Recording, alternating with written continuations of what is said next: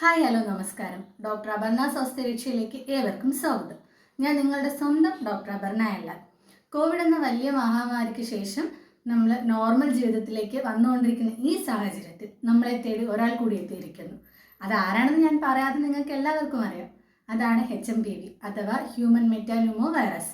എന്താണ് HMPV? ശൈത്യകാലത്ത് അഥവാ തണുപ്പ് കാലത്താണ് HMPV കൂടുതലായി വ്യാപിക്കുന്നത്. കുട്ടികളിലും പ്രായമായവരിലും രോഗപ്രതിരോധ ശേഷി കുറഞ്ഞവരിലുമാണ് HMPV ഏറ്റവും കൂടുതൽ ബാധിക്കുന്നത്. ഇത് 2001 ആദ്യമായി കണ്ടുപിടിക്കുന്നത്. ഇനി നമുക്ക് HMPV വൈറസ് ബാധിച്ചവരുടെ ലക്ഷണങ്ങൾ, അതായത് രോഗലക്ഷണങ്ങൾ എന്തൊക്കെയാണെന്ന് നോക്കാം. ജലദോഷം, പനി, ചുമ, തൊണ്ടവേദന, ശ്വാസതടസ്സം. രോഗബാധിതരിൽ നിന്ന് മറ്റൊരാളിലേക്ക് പകരുന്ന ഒന്നാണിത്. ഡയറക്റ്റ് കോണ്ടാക്റ്റിലൂടെയോ ചുമയിലൂടെയോ തുമ്മലിലൂടെയൊക്കെ ഇത് പകരാം. HMPV പ്രതിരോധിക്കാൻ നിലവിൽ വാക്സിനോ ആന്റിവൈറൽ തെറാപ്പിയോ ഒന്നും ലഭ്യമല്ല. അതുകൊണ്ട് തന്നെ രോഗം വരാതെ നോക്കുക എന്നതാണ് ഒരൊറ്റ മാർഗം.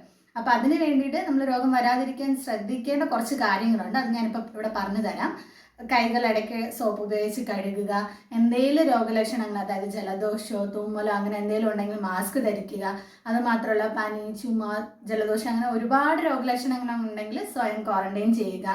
അതുപോലെ തന്നെ ഒരു ഡോക്ടറുടെ വൈദ്യസഹായവും നേടുക. ഇതൊക്കെയാണ് നമ്മൾ ശ്രദ്ധിക്കേണ്ട കാര്യങ്ങൾ. അപ്പോൾ ഈ വീഡിയോയിൽ ഇത്രയും എനിക്ക് പറയാനുള്ളൂ. ഈ വീഡിയോ നിങ്ങൾക്ക് ഉപയോഗപ്രദമായെന്ന് ഞാൻ വിശ്വസിക്കുന്നു. പുതിയൊരു വീഡിയോയിലൂടെ വീണ്ടും കാണുന്നത് വരെ നന്ദി.